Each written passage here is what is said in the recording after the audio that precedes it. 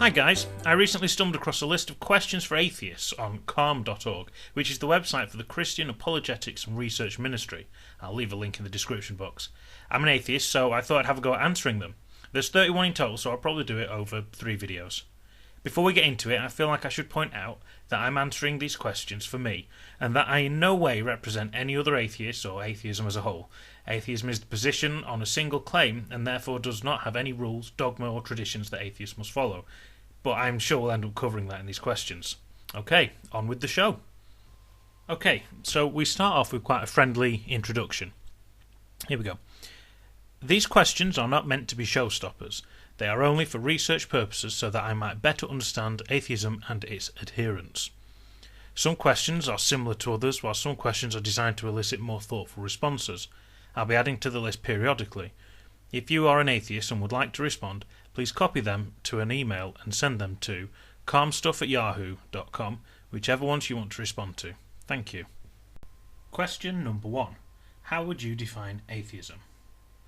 Well, this is an easy one to start off with. I define atheism as the absence of a belief in a god or gods. Question 2. Do you act according to what you believe there is no God in, or what you don't believe in, lack belief in God? This question seemed badly worded, so it took me a while to get my head around it. But I suppose my answer would be, well, neither. God, the belief in or disbelief of, does not factor into my life and therefore does not influence the way I act, beyond talking to theists, of course. Question 3. Do you think it is inconsistent for someone who lacks belief in God to work against God's existence by attempting to show that God doesn't exist? I do not work against God's existence, because for that I would need to accept that it, he, she or they had an existence for me to work against, and clearly I do not. However, if you are asking if it is inconsistent for someone who lacks a belief in God to try and show that said God does not exist, then my answer is no. There are many reasons one might attempt to disprove the existence of a God: to help those who do believe be more rational, to curb the stranglehold of a book of 1,000-year-old fables have on society, that in doing so one might learn something, or perhaps simply because a good debate is fun. Question 4. How sure are you that your atheism properly represents reality?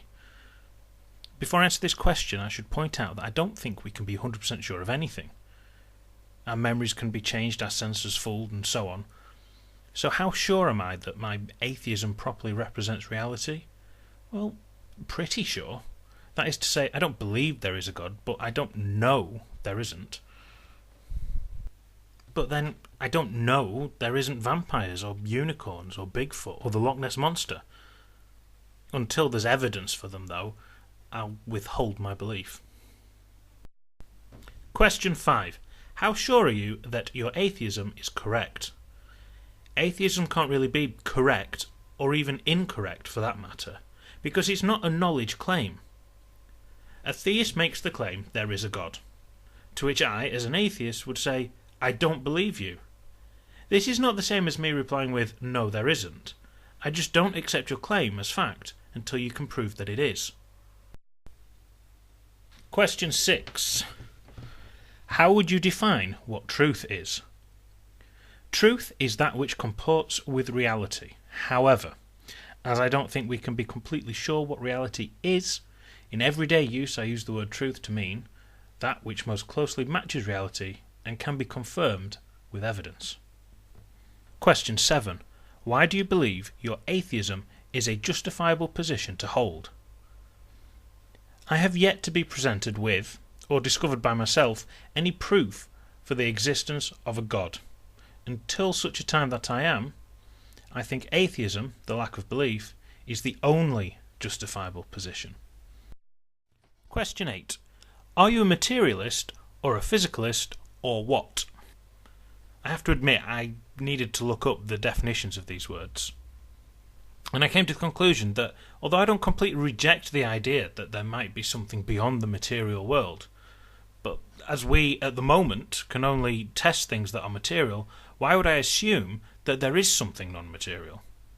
Why would I take that leap? Provide me with compelling evidence to the contrary, and I'll change my position on anything. Question 9. Do you affirm or deny that atheism is a worldview? Why or why not? Let's look up another word. Worldview. 1. One's personal view of the world and how one interprets it. 2. The totality of one's beliefs about reality. 3. A general philosophy or view of life. Atheism is not a worldview because, as I stated earlier, it's just the response to one claim and nothing beyond that. It doesn't fall in any one of those definitions. Is the lack of belief in vampires a worldview? Question 10. Not all atheists are antagonistic to Christianity, but for those of you who are, why the antagonism? I don't think I'm antagonistic towards Christianity, or any religion for that matter, and as I am speaking only for myself, I see that this question is not aimed at me, and I shall therefore leave it unanswered. And on that note, we'll stop here for this part. Come back next time for answers to questions such as, do you believe that faith in a god or gods is a mental disorder? And do you believe the world would be better off without religion? Thank you very much for watching.